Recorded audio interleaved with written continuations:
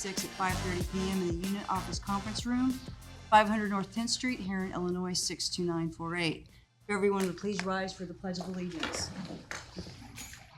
I pledge allegiance to the flag of the United States of America and to the republic for which it stands, one nation, under God, indivisible, with liberty and justice for all.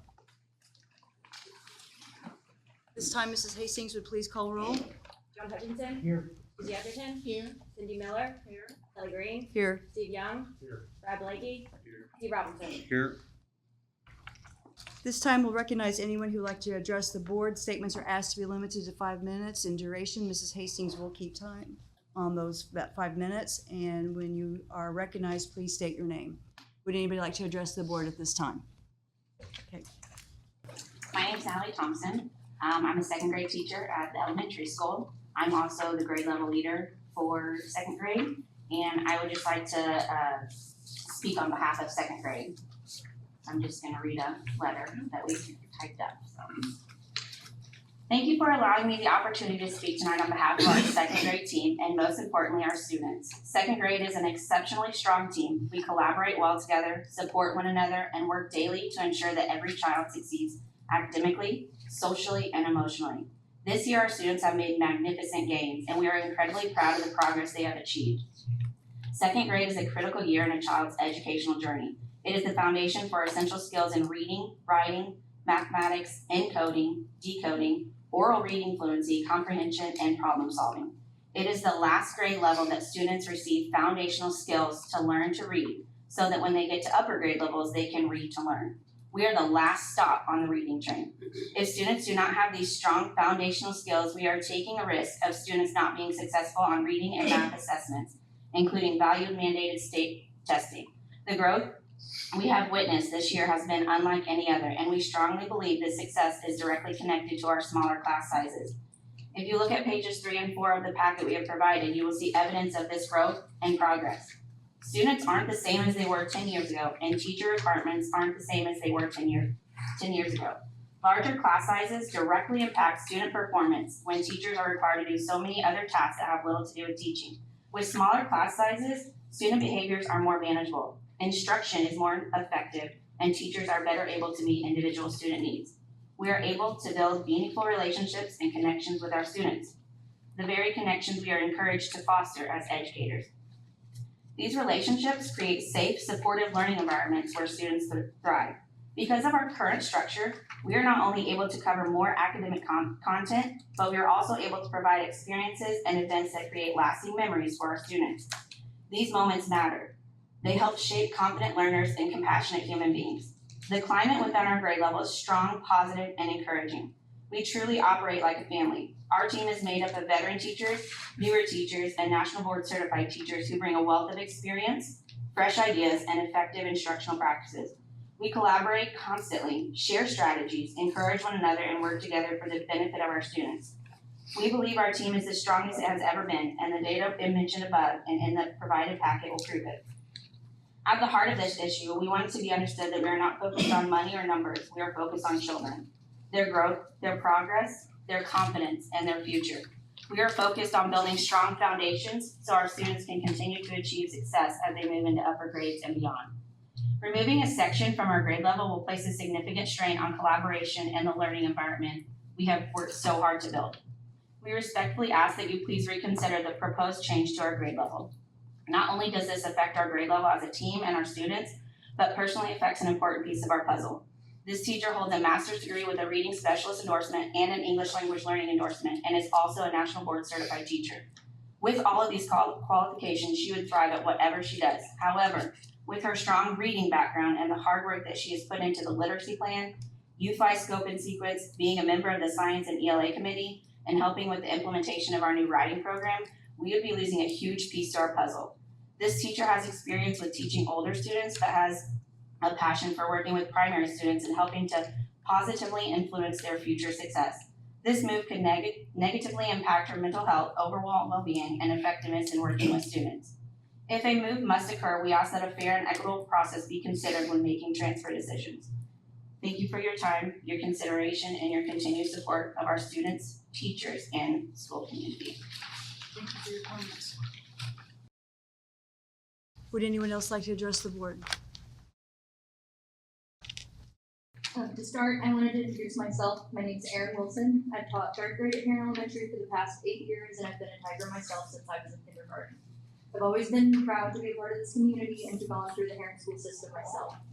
I'm here today to speak on different changes that are happening within the elementary school for both myself and my fellow third grade colleagues, Rebecca Harrell, Lily Lingle, Kara Monty, Sarah Sperano, Maddie Sievers, Esther Kramer, and Matt Milligan. In third grade, students are no longer primarily learning to read. They're now reading to learn. It's the first grade where they're expected to read, comprehend a story on their own without any help. In order for these students to succeed in third grade and every grade after, they need a solid foundation to build upon. I truly believe that by closing a section of second grade and involuntarily transferring Adrian Hardwick to fifth grade, we're giving room for cracks to form. As mentioned earlier, Ms. Hardwick is a very valuable and successful teacher. There is information to back this statement. However, what the data does not show is that Ms. Hardwick's dedication to make sure each student in her class has the tools to be successful before moving on to the next grade level. It doesn't show her commitment to the curriculum, and it doesn't show how she opened her classroom to other teachers who didn't feel comfortable teaching that on their own yet, myself included. From a third grade's perspective, it's devastating to think of losing such a strong teacher to another grade level. We can't expect our building to remain strong if we keep taking from the foundation. Just like in Jenga, if you keep pulling from the bottom, your structure is going to collapse. Closing this section of second grade could have the potential to interfere with future student success. With 9 sections of second grade, each classroom has around 6 to 17 students. According to the National Education Association, the ideal classroom size is between 15 to 18 students. If we're able to keep our class sizes closer to this range, we need to take this opportunity. The typical classroom does not look the same as it did in the past. There are many different emotional, behavioral, mental health issues that have not been prevalent years before. In order to meet all of these needs while also teaching these extremely important foundational skills, it's crucial that the class sizes remain small. In addition to involuntary transfer not being best practice for all students, it can also be very taxing on a teacher's mental health. By the time that May's come around, everyone's looking forward to summer when we're able to rest and heal before the upcoming school year.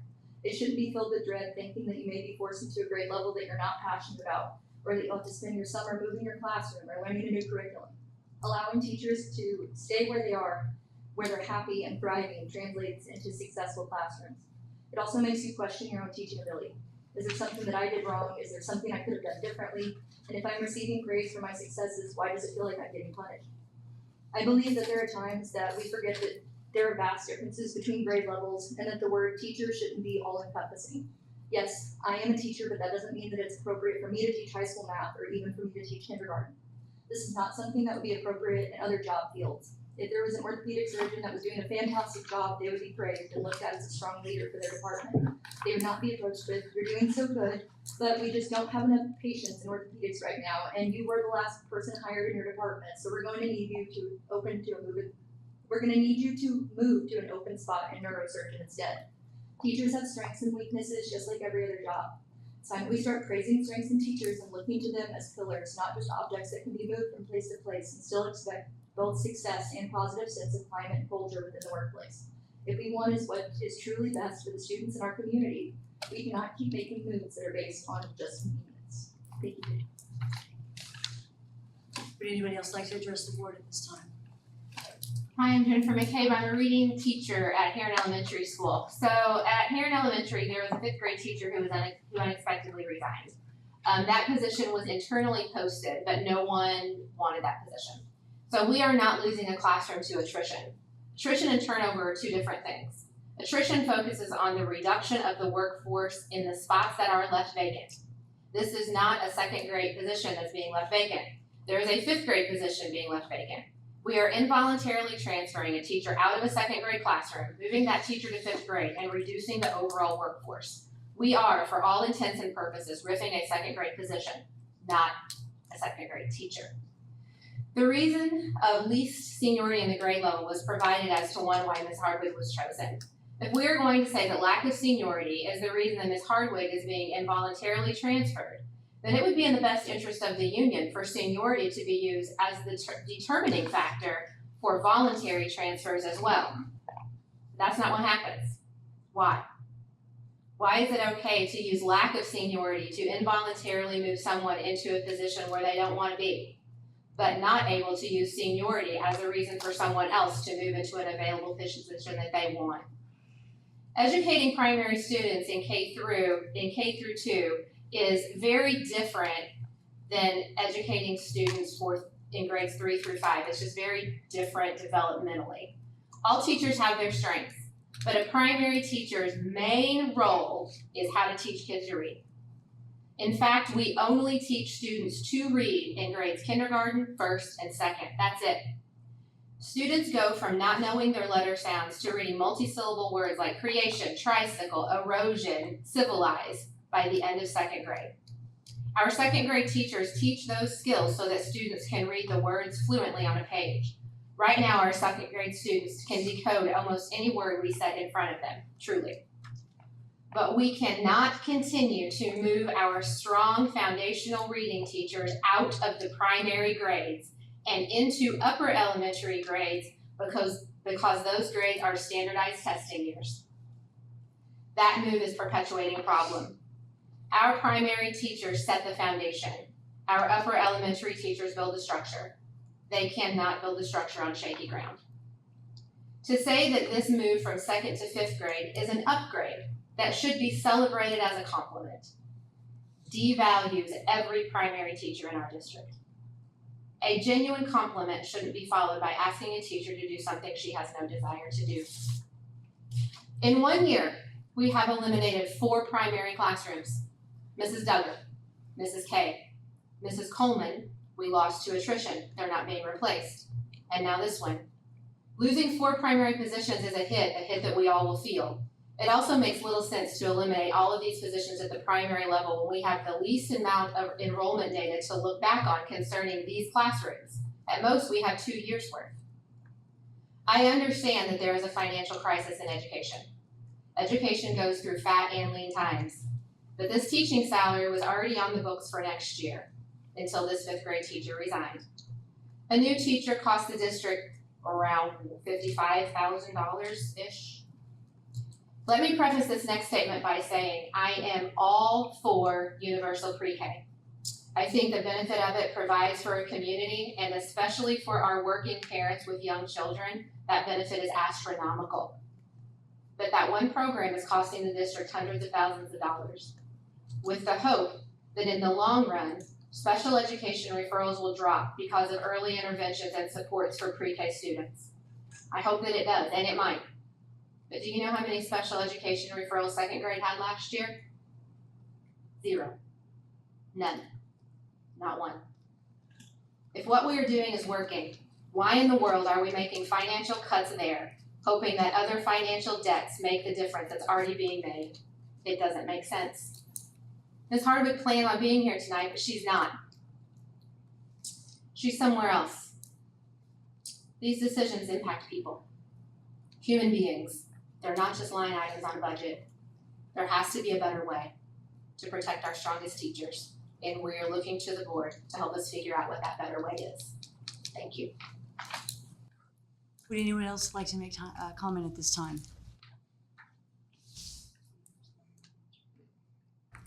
Thank you so much for your comments. We appreciate those. Take them, and we will take them under consideration. Moving on to the consent agenda, we need a motion, a second, and a roll call vote to approve and adopt the items listed and not extracted on the consent agenda presented Tuesday, May 26, 2026. So moved. Second. Cindy Miller? Yes. John Hutchinson? Yes. Kelly Green? Yes. Brad Blakey? Yes. Susie Etherton? Yes. Steve Robinson? Yes. Steve Young? Yes. Mr. Wilson, at this time, would you provide some information with regard to the new and revised press policy? Yeah, not a lot of updates in the press policy for this month. First read was last month. Bigger updates will come this fall after the legislative session has wrapped up. But for right now, nothing significant to speak of. With that having been said, we need a motion, a second, and a roll call vote to approve and adopt the school board press policies as presented. So moved. Second. Kelly Green? Yes. Cindy Miller? Susie Etherton? Yes. Steve Robinson? Yes. Brad Blakey? Yes. Steve Young? Yes. John Hutchinson? Yes. Moving on to our special reports, we're very proud to recognize the accomplishments of our student and faculty in Herrin Unit 4. We will be providing a new episode of Let's Talk Tigers to recognize all of those students and those accomplishments in our district. Would you like to address the summer projects at this Yeah, time? Mr. yeah, we'll have Wilson? some different projects going on this summer just to make sure everybody understands and clear what's going on. So at the high school, we're putting a rail fence around the parking lot for that visual barrier. We took down the chain link fence up there this last fall. We put that in. That'll be coming from our sales tax funds. We're also remodeling the men's and women's bathrooms next to the commons area at the high school. Those need some major updates.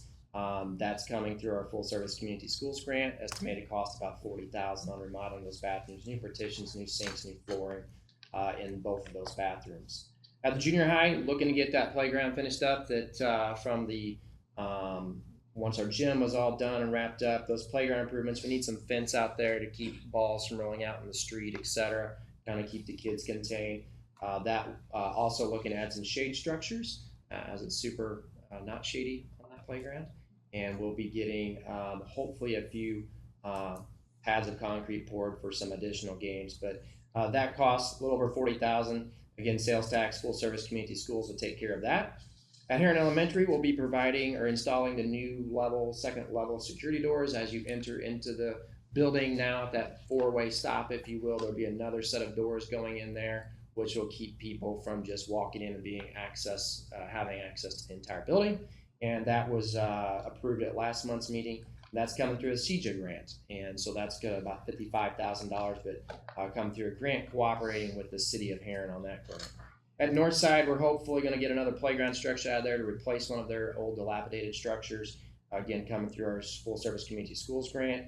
And at pre-K, to be able to get their playground improved with the climbing structure, shade structures in the same, and that's additionally coming through full service community schools. So just wanting people to know what we've got going on in the district from a summer project standpoint. Good news about that, we have a little bit of sales tax money going out on that. From a district funds, though, we're not spending district funds that could be utilized in other areas. So if you see those things going on, that's what's happening, and glad we can do those things.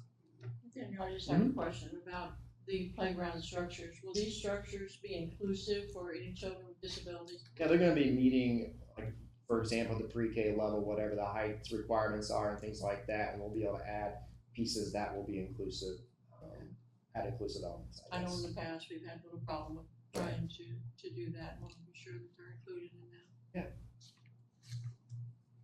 That's all I have. Thank you, Mr. Wilson. Moving on to new business to discuss the amended budget. Mr. Wilson, would you like to discuss Amended that? budget time. We don't like to have to amend the budget this year. We are amending the budget, and that's due to our sales tax bonds that we refinanced back in the fall. We had a pretty good idea of what that was going to look like, but when it came down to it, we had enough of a difference between what the premiums were based on the rate, based on the proceeds, that we didn't make that adjustment in the budget. So that is the only thing in an amended budget that we are amending is the bond interest and the bond principal amount that was processed last fall. The difference in what we had and expected it to be was justifiably more than 10%, which means you have to file an amended budget. Took care of that. Is that 10% less? 10% Like what We had just projected? estimated what the numbers would look like. We weren't real sure when it was going to come out based on the rates and everything like that. Yes. Any other questions with regard to that? Need a motion, a second, and a roll call vote to authorize the summer guidance hours for the district. So moved. Second. Steve Young, Yes. Brad Blakey, Yes. John Hutchinson, Yes. Steve Robinson, Yes. Kelly Green, Yes. Susie Edgerton. Yes. Cindy Miller. Yes.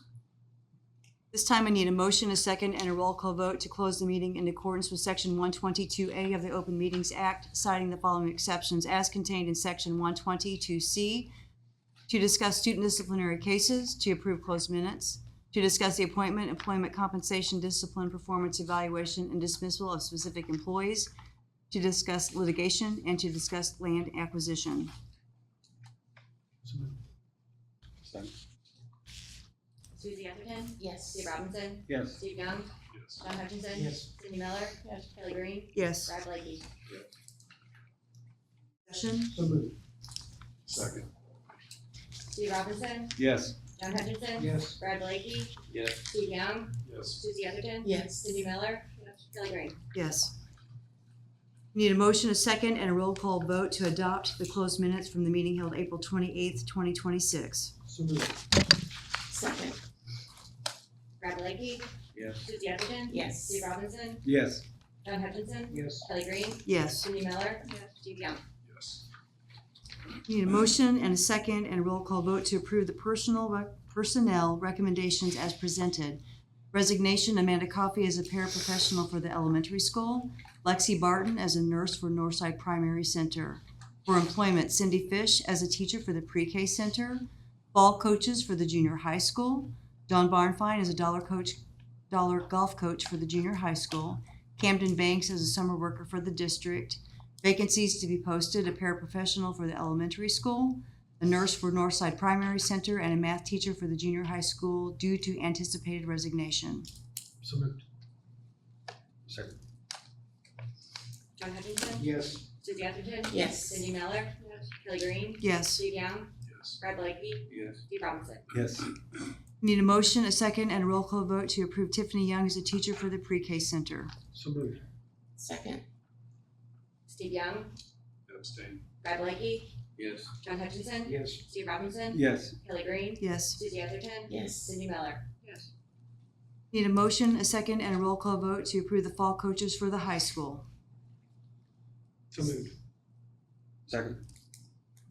Susie Atherton, Yes. Steve Robinson, Yes. Steve Young, Yes. John Hutchinson, Yes. Cindy Miller, Kelly Green, Yes. Brad Blakey. Yes. Need a motion, a second, and a roll call vote to approve the purchase of property at 621 South 13th Street, Herrin, Illinois. So moved. Second. Cindy Miller, John Hutchinson, Yes. Kelly Green, Yes. Brad Blakey, Yes. Susie Atherton, Yes. Steve Robinson, Yes. Steve Young. Yes. A budget hearing on the amended budget for 2025-2026 will be conducted at the beginning of the June board meeting. The amended budget for Herrin Community Unit School District Number 4 will be on file and conveniently available for public inspection in the unit office on the 27th day of May 2026. Having completed the items on the agenda, we need a motion, a second, and roll call vote to adjourn until the next meeting scheduled for Tuesday, June 30th, 2026 at 5:30 p.m. in the unit office conference room, 500 North 10th Street, Herrin, Illinois, 62948. So moved. Second. Kelly Green, Yes. Cindy Miller, Susie Atherton, Yes. Steve Robinson, Yes. Brad Blakey, Yes. Steve Young, Yes. John Hutchinson. Yes. Thank you, everyone.